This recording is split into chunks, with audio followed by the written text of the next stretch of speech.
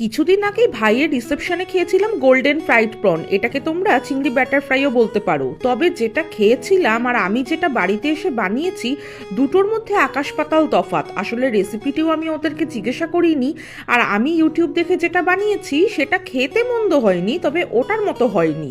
আমি নিয়েছি গলদা চিংড়ি, কিছুটা মাথা দিয়ে রেখে করেছি আর কিছুটা মাথা ছাড়া করেছি। প্রথমে চিংড়ি মাছগুলোকে নুন, কাশ্মীরি লঙ্কার গুঁড়ো, কিছুটা পরিমাণ আদা রসুনের পেস্ট আর ভিনিগার দিয়ে মাখিয়ে 1 ঘন্টা মতো রেখেছি। এইবারে সমপরিমাণ ময়দা আর সমপরিমাণ কর্নফ্লাওয়ার দিয়ে বাটার আর চিল ঠান্ডা জল, অল্প পরিমাণ নুন আর গোলমরিচের গুঁড়ো দিয়ে মাখিয়ে রেখেছি। এবারে চিংড়িগুলোকে ডুবিয়ে ডুবিয়ে ভাজতে হবে, তবে কিন্তু কোটিংটা না মোটা না পাতলা এরকমই হবে। প্রথমের দিকে তো ঠিকই হচ্ছিল, তারপরে কেন জানি না কি হলো, চিংড়ি মাছগুলো একটু দেখতে কেমন হয়ে গেল।